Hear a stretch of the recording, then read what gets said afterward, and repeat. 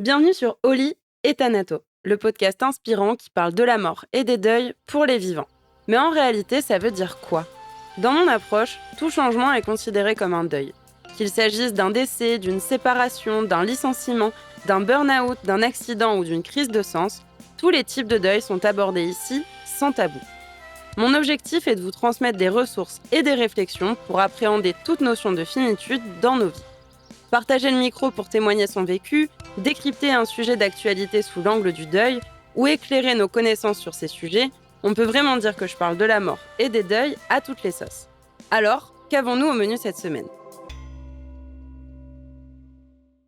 Salut Maxime, je suis ravie de t'accueillir pour ce nouvel épisode, en plus en début d'année, un moment où on parle de résolution, où on se projette et où on va parler des rêves, de rêves, pas des rêves de tout le monde, des rêves de certaines personnes. Mais voilà, peut-être avant de rentrer dans le vif du sujet, je te laisse te présenter de la manière dont tu le souhaites et puis peut-être déjà aussi introduire cette belle association. Bonjour Charlène, je suis Maxime, je suis président et cofondateur de Ambulance des rêves, une association qui accompagne les patients pour un souhait, pour un rêve, des patients en soins palliatifs et qui malheureusement vont plus tarder à nous quitter. Justement, je disais, pour un public un petit peu particulier, un public qui a, même si oui, la fin est proche et le décès est proche, qui ont encore le droit de vivre et en fait, je pense que c'est vraiment ce que tu leur permets. C'était important pour moi de dire aussi, où est-ce qu'on s'était rencontrés parce que on a eu l'occasion de se rencontrer au Trophée du funéraire qui a eu lieu justement en octobre où tu as remporté aussi, un prix, largement mérité et du coup, c'était d'autant plus, symbolique pour moi de parler de ton asso, de parler de ce que tu fais, de parler de l'impact que tu peux avoir, sur les personnes qui sont en fin de vie, mais aussi sur leurs proches et finalement, ta manière, d'être au contact de la mort, du deuil, du funéraire, mais surtout de la vie. Du coup, comme tu l'as dit, ça a accompagné les personnes qui sont en soins palliatifs. Ça t'est venu d'où, peut-être un peu cette idée de créer Ambulance des rêves? Est-ce qu'il y a eu un déclic? Est-ce qu'il y a une petite histoire, une anecdote? Dis-nous tout. Oui, tout à fait. Il y a une belle anecdote, une belle histoire qui m'est venue. Je suis infirmier de formation. Donc un métier magnifique, plein de sens et tout. Et je me trouvais le super infirmier. Je faisais des soins à domicile à une patiente et j'étais déjà dans l'accompagnement en fin de vie. Et j'étais fier de moi. Je disais à la patiente, regardez madame, je vous mets des vitamines, je fais des soins de vous, des soins de qualité. Ça, pour mon ego, j'étais le super infirmier. Et j'avais pas de retour de cette patiente. Elle me disait, ouais, c'est bien gentil, ouais, ouais. Et ça me frustrait quelque part. Je me suis arrêté, je me dis, mais qu'est-ce qui vous ferait plaisir, madame? Elle m'a dit, bah, je suis chez moi. Elle s'appelait Marie, hein, je m'en souviens toujours. Je suis chez moi, je suis enfermé entre mes quatre murs et je vis pas. Je fais, mais comment ça, vous vivez pas? Je vous passe des trucs. Ouais, j'entends la vie à l'extérieur, mais moi, je n'y suis plus. Là, je me suis dit, bah, effectivement, ouais, à quoi ça sert que je fasse ça si elle en profite pas? Je fais, mais qu'est-ce qui vous ferait plaisir? Elle bah, dit, regardez, j'entends, elle habitait au-dessus de l'école, j'entends les enfants et je les vois pas, c'est pas possible, quoi. D'accord. Et là, je me suis dit, ok. Et qu'est-ce qui vous embête? Bah, il y avait la perfusion, l'oxygène, tu sais, hein, tous les soins liés aux infirmiers. Et je me suis dit, bon, on va faire quelque chose. Le lendemain, je suis venu. D'habitude, je faisais le soin et je partais. Et là, elle commence à me voir, je retire ma veste. Je vais chercher, parce que j'avais planqué dans le couloir un fauteuil roulant. Je fais rentrer le fauteuil roulant. Je fais, mais qu'est-ce qu'elle fait? Je fais, on va sortir. Pardon. Oui, oui, on va sortir. Je l'ai installé dans le fauteuil et je suis descendu. J'ai pas fait attention. Il était 16h30 à la sortie des écoles. C'est vraiment une belle journée. Enfin, début du printemps. Et les enfants, elle disait bonjour à tout le monde. Il y avait un retour. Les gens lui disaient bonjour aussi. Elle avait une telle énergie, une telle joie d'être dehors. Et je me suis dit, mais franchement, c'était ça. La relation, elle a changé après. Quand on a remonté chez elle, j'avais 15 000 merci dans l'ascenseur et tout. Et ça m'a rempli d'une joie de la voir joyeuse. Je me dis, c'est vrai qu'on peut avoir mettre du sens, on a encore plus de sens. Et je me suis dit, faut absolument que je trouve une association dans laquelle je puisse reproduire ça. Et donc, dans mes recherches, je me rends compte qu'il y a des associations qui accompagnent les enfants, qui accompagnent les gens, mais jusqu'à 18 ans, après, c'est fini. Non, mais c'est pas possible, quoi. J'ai cherché et je me dis, coup, si elle n'existe pas, on va la créer. Et c'est comme ça, avec Clara Brachet, qui est ma cofondatrice, qu'on a créé Ambulance des rêves. Magnifique, merci pour cette anecdote. Je pense qu'on pourrait limite s'arrêter là parce que ça montre, justement, je trouve toute l'ampleur du projet et le fait en fait, de redonner de la vie. Tu disais justement dans son regard, les merci. Enfin, je trouve qu'à travers, voilà, cet exemple et ces quelques mots, et du coup, j'ai envie de dire merci à cette dame parce que peut-être que tu l'aurais pas créée et peut-être qu'Ambulance des rêves n'existerait pas ou peut-être pas comme ça ou peut-être pas par toi et ta cofondatrice. Et donc, du coup, on le ressent bien, hein, le principal objectif, c'est de permettre d'offrir, en fait, un moment de bonheur, de joie, de légèreté aussi, je pense, justement, de sortir de ce quotidien qui est aussi médicalisé. Est-ce que, au-delà de ces objectifs qui sont déjà, très louables, est-ce qu'il y a d'autres objectifs que l'association, s'est fixés aussi? Ah oui, il y a d'autres objectifs qu'on a appris en fait avec l'association. Quand on l'a créée, comme je te disais, on était focus sur le patient.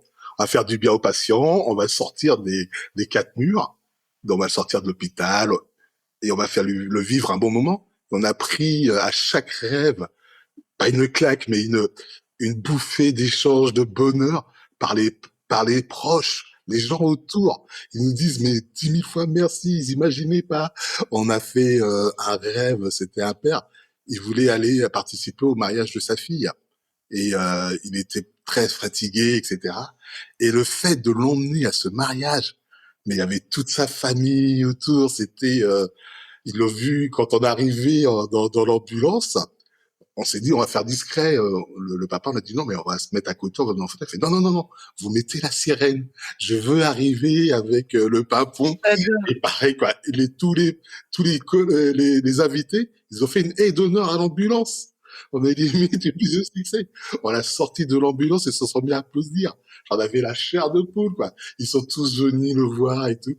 Et après, le papa était fatigué, il était en fauteuil. Il n'a pas pu en fait à tenir le bras de sa fille parce qu'il marchait plus, il était vraiment très fatigué. Mais en fait, il est rentré juste devant elle dans l'église, et dans la mairie, dans l'église quoi. Et il y avait sa fille qui suivait quoi. On a fait un moment, mais j'ai halluciné quoi. Et le patient qui était très fatigué à l'aller, il dormait à moitié. Et là, pendant toute la cérémonie, il était droit, il se tenait bien, il souriait. Les gens venaient le voir, ils avaient une émotion et chaque fois il racontait des bêtises parce que chaque personne qui se relevait de lui avait le sourire, il avait une blague pour tout le monde. C'était mais C'est beau parce que du coup, vous lui avez permis d'avoir le sourire et lui, en retour, a donné le sourire aux gens. Finalement, tout le monde était content. tout le monde était content. C'est le cercle vertueux. On a tellement de cercles vicieux dans nos vies que là, tu crées des cercles vertueux qui s'auto-alimentent. Je trouve ça magnifique. Merci pour ce partage aussi avec ce monsieur. Et justement, je pense que c'est intéressant, comme tu dis, de base, on a tendance à être plutôt focus sur la personne qui est en fin de vie ou sur la personne qui est malade, hein, même de manière générale, sans même parler de fin de vie quand il y a une maladie ou un handicap. Et parfois, on en oublie les proches qui sont autour. Et justement, je pense que c'est important. Donc, en fait, c'est vraiment toi, par l'expérience et par les souhaits qui ont été réalisés, que tu t'es rendu compte que les bénéfices n'étaient pas limités au patient en lui-même, c'est ça? Exactement, exactement. Ils nous le disent, hein, parce qu'on a des patients en différentes maladies. On n'oubliera pas la période où on a été malade et les hôpitaux et tout, mais la journée que vous nous avez permis de vivre, elle restera. Cette journée-là, c'est un souvenir, c'est un moment qu'on n'a pas pu faire, même si tout se passe très bien. Il y a des hôpitaux magnifiques. Jeanne Garnier, les Diaconesses, l'hôpital, les gens font un travail énorme qu'on ne voit pas, mais qui font du bien. Mais de sortir de l'hôpital, de se retrouver, on a fait un repas en famille un dimanche. Ils étaient 25 dans la maison. L'hôpital peut pas recevoir 25 visites d'un coup. Et tous avaient vécu ce moment-là. Quand ils se sont dit des choses, il y a encore des choses qui se disent. Il y a des échanges et tout qui peuvent pas se permettre à l'hôpital. Et ça, les gens me disent ça vraiment, vous avez offert une journée, mais magnifique. Et c'est vraiment les proches qui nous le disent, ils nous serrent dans les mains, ils réchangent cette énergie. Et le patient, il le ressent aussi et il part tranquille après. Et les gens commencent leur processus de deuil. Je pense peut-être, je suis pas à leur place, hein, mais je pense que vraiment là commence ce processus de deuil. Ouais, dans la manière dont tu me le fais ressentir et dont tu me le partages, il y a vraiment, en fait, notre cerveau, de base, il sélectionne quand même plutôt le négatif, hein. On adore, involontairement et inconsciemment, donner du poids au négatif. Et c'est vrai que, du coup, dans ces moments de fin de vie, de pré-deuil, de deuil blanc, voilà, chacun prend la situation qui fait le plus écho pour lui ou pour elle. Mais on a tendance à ne pas toujours voir le positif, voire à se dire qu'il n'y en a pas du tout. Et là, en fait, tu viens créer une dissonance qui est pas négative, pour le coup, qui est positive, en disant, mais waouh, on peut créer du positif aussi dans ces moments qui sont difficiles. Un dernier beau moment, alors pas un dernier moment d'amour, parce qu'il y en a jusqu'à la dernière seconde de l'amour, mais de créer justement quelque chose et de créer un espace pour ça. Et de ce fait, ça me donne envie de te demander, est-ce qu'il y a des critères, si je peux le dire comme ça, de sélection pour les projets? Si peut-être, je sais pas, il y a des personnes qui nous écoutent et qui ont un proche qui est en fin de vie, en soins palliatifs, c'est quoi un peu la démarche pour participer à Ambulance des rêves? Ah oui, donc actuellement on travaille vraiment que sur la région parisienne, avec des hôpitaux qui sont sur Paris, c'est Diaconès, Jean Jaurès et Jeanne Garnier, la maison médicale Jeanne Garnier, et on fait des rêves que sur une journée. On part pas 24, 48 heures et on reste autour de 3 heures aux alentours de Paris pour pas fatiguer plus le patient. Il faut vraiment que le patient puisse profiter pleinement de cette journée, de ce moment. Donc voilà, il y aura un accord médical d'abord pour vraiment on prend pas de risque aux patients. On est vraiment soignant, on est vraiment très structuré. Il y a d'accord un accord médical pour qu'on puisse sortir le patient. Et après, la faisabilité du rêve. Les patients sont conscients, moi je leur demande toujours de rêver en grand, mais il faut que ce soit des rêves accessibles. On va pas monter le Mont Blanc, on va pas, vraiment, on reste dans quelque chose de possible sur la journée pendant le moment qui rêve. Il n'y a pas de, permet ces critères-là, si le patient est stable et qu'il peut faire le rêve, allons-y. Ok, donc en fait, à part des critères, on va dire, réalistes et de faisabilité, notamment aussi en termes de santé, j'imagine, à partir de là, en fait, tout est Tout possible, est quoi. possible. On a presque, limite, on a privatisé le Louvre. J'aime bien dire ce terme-là parce qu'on a réussi à avoir une visite privée qui nous évitait les files d'attente et on a été devant la barrière, juste devant la Joconde. On a fait un rêve d'un patient hémiplégique qui était un triathlète et qui voulait aller nager une dernière fois, mais on a trouvé une piscine qui l'accueille, on a mis dans l'eau. Il y a vraiment, j'avais pas de limite, mais il y a quand on lance un rêve, il y a une pratique, il y a des gens qui vont voir avec le rêveur, qui vont demander ce qu'il aimerait faire, et le travail de Clara, ma cofondatrice, est de faire des appels, de proposer notre projet aux différentes structures. Et là, on voit, il y a un engouement, quoi. Quand on leur explique qu'on accompagne des gens en fin de vie et qu'ils aimeraient nager, il y a une telle chaîne d'énergie encore humaine. Il y a une chaîne de solidarité qui se crée et C'est ce que je voulais dire. on n'a pas eu de refus, quoi. Les gens nous ont ouvert les portes de la piscine, on nous a fait village chantant nature, on nous a ouvert le château de Versailles. Ils nous ont fait une entrée spécifique pour nos patients et vraiment, il y a un vraiment engouement, il y a une telle énergie, comme tu disais tout à l'heure, que les gens acceptent et nous offrent les entrées, nous ouvrent. On n'a pas eu de refus, en fait, sur un rêve encore à ce jour. Je touche du bois pour que ça continue. Oh, ça montre, tu viens de dire un terme qui, moi, résonne fortement. Tu as cité le mot solidarité et en fait, c'est vraiment ça. La solidarité, j'irais peut-être même un petit peu plus loin en parlant tout simplement d'humanité, en fait, parce que en plus de ça, dans ces moments de fin de vie, on se rend compte que on est tous les mêmes, hein, et on va tous au même endroit. On sait toujours pas quand, on sait pas comment, on sait pas de quelle manière, mais on sait tous qu'on y va. C'est la seule Et ce qu'on a en commun. ouais. Et je trouve que c'était symbolique aussi. Je te l'avais proposé de sortir cet épisode, certes, en début d'année, dans cette notion de début d'année. Voilà, on rêve, les résolutions, les projections, qu'est-ce qu'on a envie de faire dans l'année, des bucket lists, etc., même à titre personnel. Mais c'est aussi la journée des solitudes cette semaine. Et je trouve que, ben voilà, à l'inverse de la solitude, de cet isolement, ben, la solidarité, l'entraide, l'humanité, l'empathie, la présence, il n'y a pas besoin de grandes choses, hein, pour aller contre la solitude. C'est souvent des petites choses qui sont symboliques et qui viennent d'un coup contrebalancer en fait le négatif, comme on pouvait le dire juste avant. Donc bah voilà, merci en fait pour ça, c'est important, je pense, de le dire. Ouais, mais je suis entièrement d'accord de ce que tu viens de dire. C'est vraiment ça. Il y a pas de solitude. On peut faire des belles choses encore. L'être humain est encore vraiment dans le don de soi, dans une société où on court, où on est occupé, etc. Quand on prend un moment calme, et comme tu disais, ça met une énergie solidaire et ça part, quoi. Exactement. Et donc du coup, tu disais que pour l'instant, vous êtes en région parisienne uniquement. Je lance peut-être une petite bouteille à la mer. Vous envisagez de vous développer aussi dans d'autres régions et d'autres départements? Ah ouais, tout à fait. On est en train de travailler là-dessus avec mes deux cofondateurs. Bah, ça me drague déjà dans l'association. Une collègue elle est à Annecy et l'autre il est à Bordeaux. Et donc on a des demandes qui viennent un peu de toute la France. Et là c'est plus une question de structure. Comment on va se développer? Parce que nous sommes très carrés. On a un comité médical, un comité de communication. On veut pas faire ça n'importe comment. Quand l'hôpital nous confie un patient, on est en charge de ce patient et on veut l'accompagner au mieux possible, quoi. Et donc, il y a des choses à faire, à mettre en place avant de... Mais nous pensons vraiment en obliger. On a une telle demande, ça commence vraiment à... Les gens ont pris conscience qu'il y a des choses à faire avec l'accompagnement de patients en soins palliatifs. Et ça, on nous appelle toute la France. Et pareil, c'est encore les proches qui nous appellent.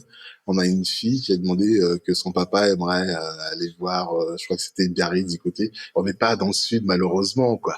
Mais elles avaient ambiance des rêves, elle a vu ce qu'on a fait, on a dit, ah, ça nous a frustré, nous, de dire, mais on n'est pas encore dans le sud-ouest, mais on va venir. C'est positif. Ça montre que ça répond à un réel besoin et une réelle, alors demande, j'aime moins le mot demande parce qu'il y a une part commerciale, mais un besoin en fait des proches ou des personnes en fin de vie, elles-mêmes. Oui. Et est-ce que justement peut-être il y a eu, alors des défis, oui j'imagine qu'il y en a, à chaque rêve, des défis ou des contraintes ou des choses à relever ou des situations spécifiques. Est-ce que, ça t'est arrivé peut-être, au-delà des conditions médicales comme on le disait tout à l'heure et en termes de santé, peut-être si l'hôpital ne valide pas justement cette sortie pour, la santé et le bien-être finalement du patient, est-ce que ça t'est arrivé de devoir refuser des rêves qui étaient pas réalisables?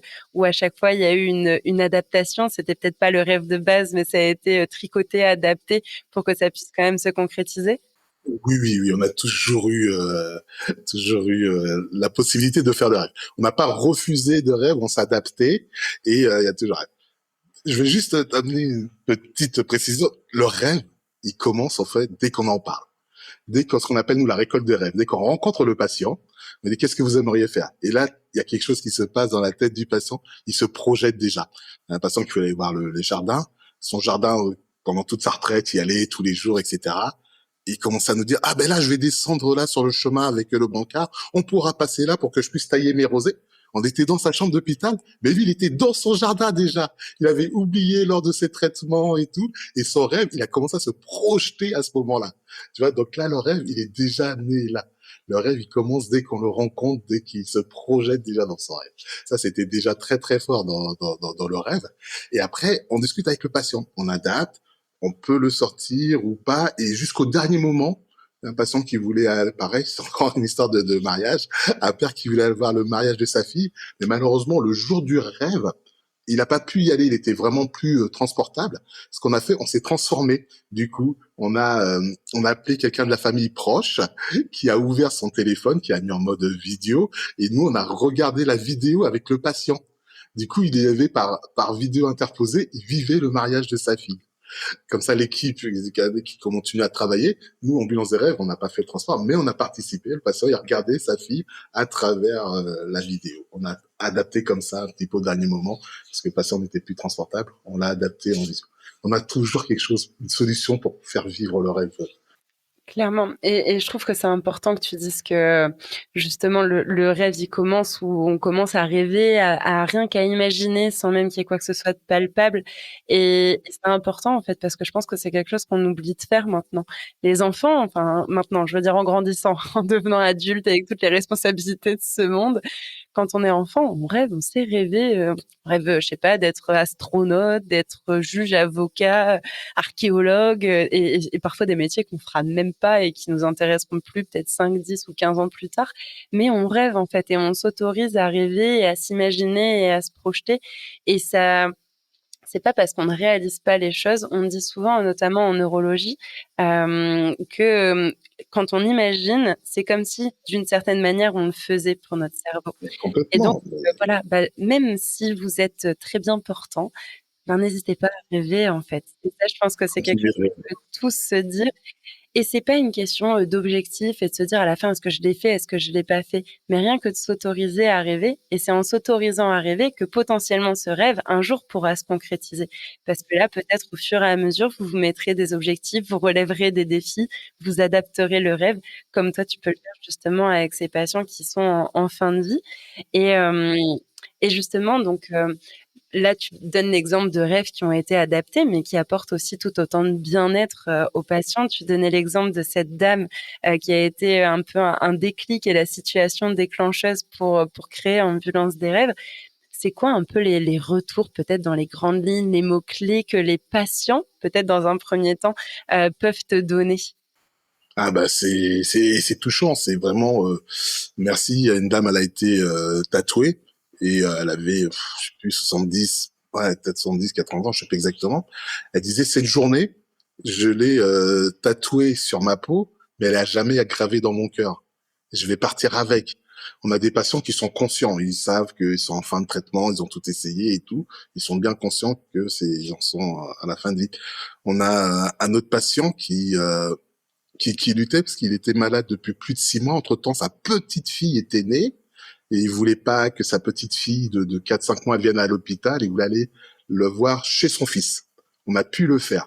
Et je me souviens, au retour dans l'ambulance, il m'a dit merci. Maintenant, je vais pouvoir souffler. J'ai rappelé le service 2 jours après. On m'a dit il est parti le lendemain de cette dernière visite. Il y a vraiment une acceptation. Ça y est, l'esprit te fait, ça va te garder. Et elle me disait, c'est ce patient-là, donc on le prenne pendant 2-3 jours. Il dit non, mais j'ai pas mal. Ils arrivent quand ambulance des rêves? Ils arrivent quand ambulance des rêves?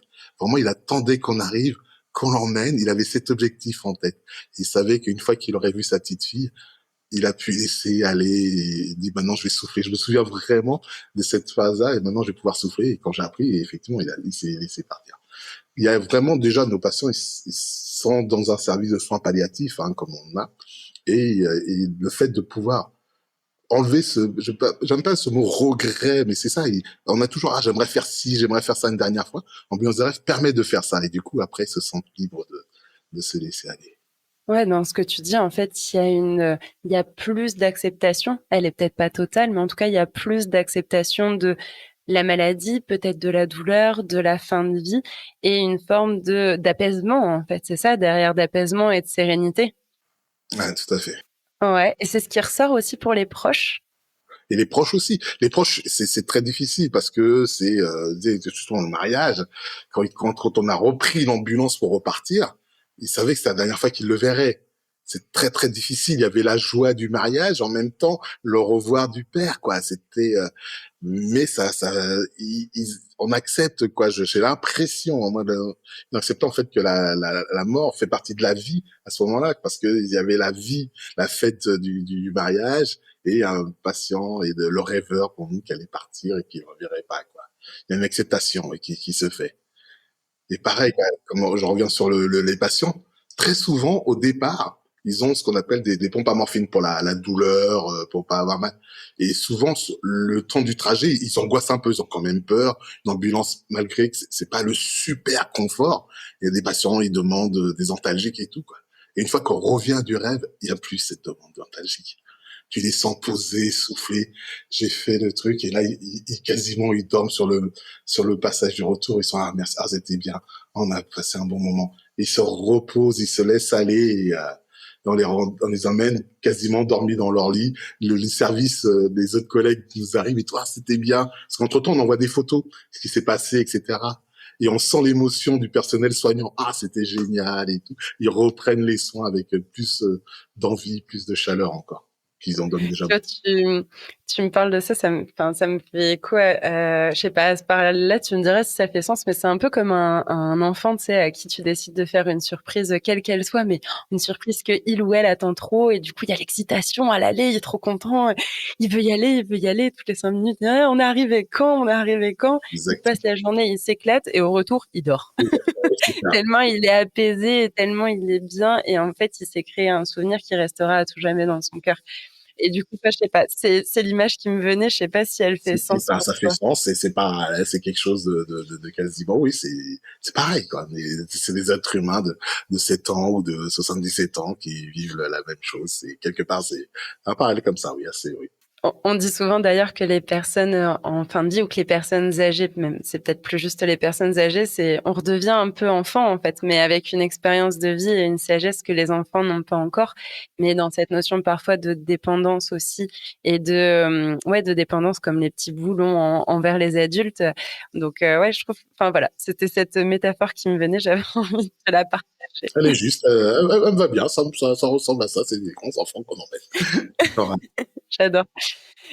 Et justement, tu parlais tout à l'heure un peu de cette notion de regret qu'on peut avoir en fin de vie. Regret avec des guillemets, moi non plus, j'aime pas enfin, c'est pas un mot que je trouve très positif, mais justement, on parle souvent des 5 regrets des personnes, en fin de vie et est-ce qu'il y a c'est peut-être une question qui est intéressante parce qu'on parle de rêve, on peut tout de suite peut-être imaginer des trucs de fou, comme tu le disais tout à l'heure, mais en soi, dans ce que tu donnes, c'est souvent des moments assez simples soit des choses qui étaient en lien avec les passions ou ce que la personne aimait faire ou en lien avec les gens, avec ses proches, avec des moments symboliques comme le mariage.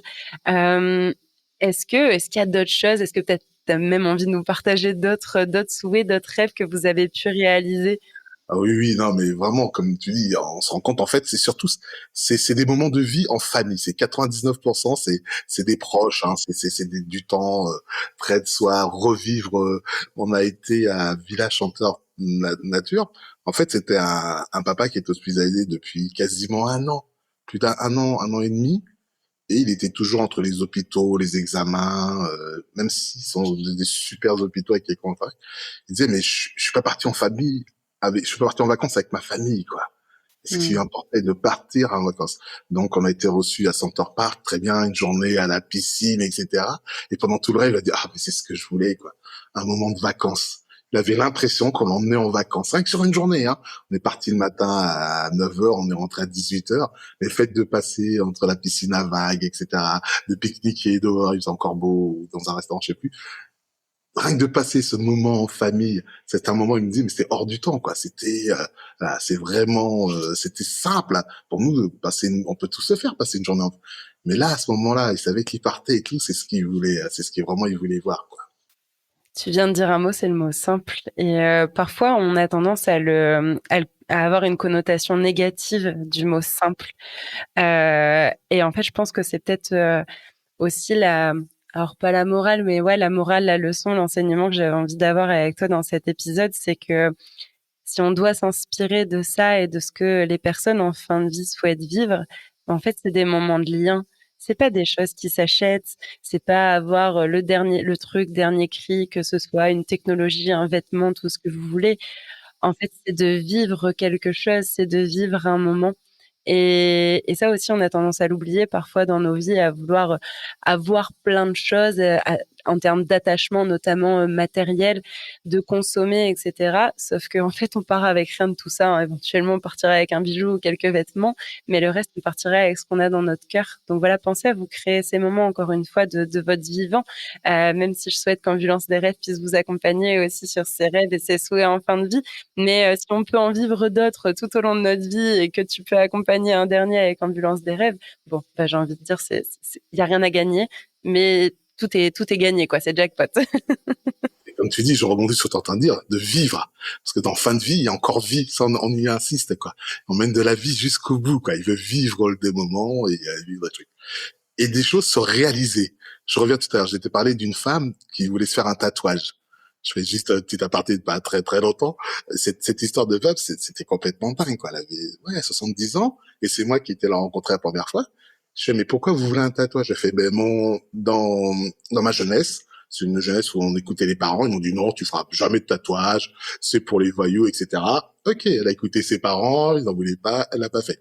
Elle s'est mariée assez jeune, son mari a dit, ah non, non, non, jamais je veux d'une femme tatouée, ni quoi que ce soit.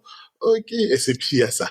Ses parents sont décédés, son mari est décédé, et pendant longtemps, elle y pensait, mais elle l'a pas fait parce qu'elle voulait respecter la volonté de ses parents et de son mari qui ont dit non, non, une femme tatouée, c'est pas. Et au seuil de sa vie à elle maintenant, à la porte à la fin de sa vie, elle s'est dit non, j'aime le faire ce tatouage, j'en ai ras le bol, on m'a toujours interdit et j'aime le faire. Moi, je l'accompagne et avant de faire, je fais mais madame, ce tatouage, vous allez pas le garder longtemps, pourquoi? Elle fait, ah Maxime, hein, vous allez pas m'interdire de me faire mon tatouage vous aussi. Je fais, non, non, non, J'adore. une question. On va le faire, notre tatouage et tout. On a été faire ce tatouage. Et pareil, dans la chaîne de solidarité, la tatoueuse, elle nous a offert quasiment le tatouage. Tout était très bien. Et quand on fait un tatouage, faut savoir que le tatoueur, il met une compresse pour protéger le tatouage. Elle n'a pas voulu. Elle dit non, non, non, retirez-moi la compresse que le film. Et elle s'est promenée toute la journée avec son tatouage tout frais, elle le montrait aux gens et tout, quoi. Et à ce moment-là, j'ai réalisé, en fait, c'était pas une volonté d'aller contre, on m'a interdit, je veux le faire. Non, parce que quand elle l'a vu, elle a dit ça, c'est moi, ça. Elle s'est enfin trouvée, elle était complète. Elle est partie avec quelque chose qu'elle voulait depuis des années en elle. Et quand elle a eu ce tatouage, comme ça, elle était complète. Elle avait envie de faire ce qui lui faisait, ce qui lui tenait à cœur. Vraiment, elle s'est réalisée. Comme disait tout à l'heure, on réalise des choses. Et avec ce tatouage-là, elle était vraiment elle. Elle est partie complètement avec son tatouage. Carrément. Et tu vois, dans ce que tu viens de dire, oui, bah, c'est vrai, en soi, elle va pas le garder longtemps. On pourrait se dire, bah, ouais, mais du coup, est-ce que c'est juste? Est-ce que c'est bien comme rêve? Et du coup, aller juger le rêve de la personne. Alors qu'en fait, cette dame, elle s'est juste écoutée, en fait. Et même si je dois le garder quelques heures, quelques jours, quelques semaines, ben, c'est important pour moi. Et ça montre que l'importance pour la personne n'est pas la même importance, d'ailleurs, peut-être pour ses proches, etc. Ou pour les soignants, par exemple. Et justement, je trouve ça aussi important et symbolique. Et pour finir, tout à l'heure, on parlait justement de l'impact aussi sur les proches, sur la famille. Tu me disais justement que les proches te disaient que ils ont aussi eux-mêmes ce moment qui est gravé dans leur cœur. Ça empêche pas la fin de vie, ça empêche pas les difficultés, ça empêche pas le décès, ça empêche pas le deuil, ça empêche pas tout ça. Et la question que j'avais peut-être, c'est est-ce que tu as des familles qui reviennent vers toi peut-être après le décès, durant le processus de deuil? Est-ce que tu as des retours ou peut-être encore des contacts? Est-ce que tu as des échos là-dessus? Nous, en fait, Ambulance Derrière, nous, on se tient vraiment à cette journée-là. On est Ouais. vraiment la bulle d'oxygène et tout. On participe pas à l'enterrement, on va pas, on est vraiment, on garde ce moment de fête, cette belle journée. On va vraiment garder ça. On envoie une petite photo pour résumer la journée qu'on a pu faire, mais on tient vraiment à ce qu'on reste cette journée hors hôpital, hors soin. Ce qu'on a en retour, par contre, et on le voit par les dons, c'est que les familles disent non, n'offrez pas de fleurs, n'offrez pas de cadeaux, etc. Faites des dons en ambulance des rêves. C'est leur façon, nous, d'être reconnaissants envers nous, envers notre geste. Voilà, les personnes, on en reçoit des dons après avoir réalisé un rêve. C'est pas le but de notre démarche, mais je pense que c'est une façon à eux de nous remercier de l'accompagnement qu'on a pu faire pendant cette journée-là. Mmh. C'est très symbolique. Ouais, c'est très symbolique et ça nous... On parlait tout à l'heure de cercle vertueux où de base tu focus sur le patient, finalement ça soutient les proches et ça soutient les personnes avec qui ils peuvent être en parler. Bah là, c'est la même chose en fait. Tu fais un rêve pour une personne et finalement les proches et la famille permettent, peut-être pas dans toutes les situations, mais en tout cas participent à la réalisation du rêve d'une autre personne. Tout Je à trouve ça fait. très, très, très, très beau. Merci pour cette précision. Et du coup, afin de conclure tranquillement et tout doucement cet épisode, je pense que moi, si j'avais un message à retenir dans tout ce que tu m'as dit, c'est vraiment cette notion qui fait écho en moi. Tu disais tout à l'heure, il y a de la vie dans la mort et il y a de la mort dans la vie. Mais bon, je suis pas très objective sur le sujet. Ouais, J'en parle tous effectivement, les jours. on parle tous les Du coup, jours. c'est un peu compliqué, mais en tout cas, il y a vraiment cette notion-là qui est importante pour moi, que dans la notion de fin de vie, il y a ce mot vie. Tant que la personne est là, elle est toujours vivante. Même si parfois il y a des situations où, notamment quand on parle du deuil blanc, quand la personne cognitivement n'est plus présente ou quand elle a changé d'une certaine manière, mais elle est toujours là, elle est toujours en vie. Alors il faut tâcher de profiter de cette vie tant qu'elle est là. Si toi, tu pouvais peut-être répéter ou insister ou ajouter un message supplémentaire aux auditeurs et auditrices, qu'est-ce que tu aurais envie de partager en plus? Donc vraiment, comme tu dis, la vie, elle est vraiment jusqu'au bout. Nous, notre baseline, c'est la vie n'a pas dit son dernier mot. Ambulance des rêves, la vie n'a pas dit son dernier mot. On accompagne vraiment les gens jusqu'au dernier instant. J'aime pas le mot dernier parce que même après, la personne c'est toujours vivante tant qu'on en parle, tant qu'on y pense, tant qu'on s'échange avec elle, d'elle quand on parle d'elle. Et la vie continue, quoi. La vie est belle. Et surtout, quoi, dans la fin de vie, il y a vie et on vit jusqu'au bout et on vit encore après. Carrément et du coup, ça participe aussi à ça, à la création de ces souvenirs et au fait de se souvenir, ce qui permet de ne pas oublier, même si on n'oublie, jamais. C'est d'ailleurs souvent l'une des grandes peurs des endeuillés. Alors je le répète ici une nouvelle fois, on n'oublie pas. On n'oublie pas les personnes qui sont parties. Après, on peut y penser plus ou moins souvent, c'est différent, mais on n'oublie pas. Et du coup, tu disais tout à l'heure que, bah, voilà, Ambulance des rêves cherchait aussi, à se développer ailleurs sur le territoire pour réaliser, de plus en plus de rêves. J'ai peut-être 2 dernières questions. La première, c'est peut-être, est-ce qu'il y a des choses dont tu as besoin? Est-ce que, bah, voilà, les auditeurs, auditrices qui nous écoutent, est-ce qu'ils, ou elles peuvent faire des choses à leur niveau? Et j'aurais une deuxième question pour conclure. Donc ouais, tout simplement, postuler sur notre site ambulancedesrêves.com. On a un site internet qui est très simple, ambulancedesrêves.com, et vous allez voir, il y a différentes demandes. Rentrez en contact avec nous, on répond rapidement et venez Parfait. nous rejoindre. Trop cool. Et ben, dans tous les cas, les liens seront dans la description. Donc, vous avez juste à descendre dans la, la description de cet épisode et à cliquer pour entrer en contact. Et je pense que tu l'as dit hein, depuis tout à l'heure, ce que Ambulance des rêves peut apporter finalement aux personnes qui sont en soins palliatifs. Et est-ce que comment formuler cette question? Est-ce que vous envisagez ou est-ce que vous aimeriez peut-être encore aller plus loin? Là, on parlait de développement au niveau géographique. Est-ce que vous envisagez d'aller plus loin pour accompagner aussi la fin de vie, peut-être pour faire changer le regard sur la fin de vie et ne pas oublier que dans fin de vie, il y a le mot vie? On le fait tout doucement, hein. Rien que de sortir déjà les patients en fin de vie de l'hôpital et de sortir les brancards et voir des gens avec des perfusions, avec des choses comme ça. On le fait, mais petit à petit, tout doucement. Les grandes révolutions se fait petit à petit et les gens accepteront au fur et à mesure de voir. On a une filiale qui est vraiment sont au-dessus, c'est les Pays-Bas et les Hollandais. Ils ont depuis 15-20 ans, je crois, une association qui s'appelle Ambulance avec laquelle on travaille. Mais eux, c'est commun. Il y a des brancards dans les musées, dans les restaurants, partout. Et donc, on va y arriver aussi petit à petit à notre façon. Nous, c'est ça. Si on pouvait amener notre petite pierre, c'est sortir les patients, les emmener à Deauville, notre dernier rêve, aller manger des moules frites, avec une façon un peu, avec des soins, mais que la fin de vie soit au cœur de la vie, quoi. Ouais, ça c'est vraiment la vision à plus long terme et comme tu dis, chaque pas compte et c'est déjà Exactement. génial ce qui se passe maintenant et ça contribue à ce qui se passera, demain. Mais en fait, on a un peu la même vision, c'est-à-dire toi sortir les brancards, de l'hôpital pour justement les rendre plus communs à la vie et à la vue, et moi, c'est recréer le lien entre la vie et la mort. Donc, un énorme merci d'être venu Merci sur à le toi. podcast Oli et Thanato. Et puis voilà, tout sera dans la description pour pouvoir vous recontacter.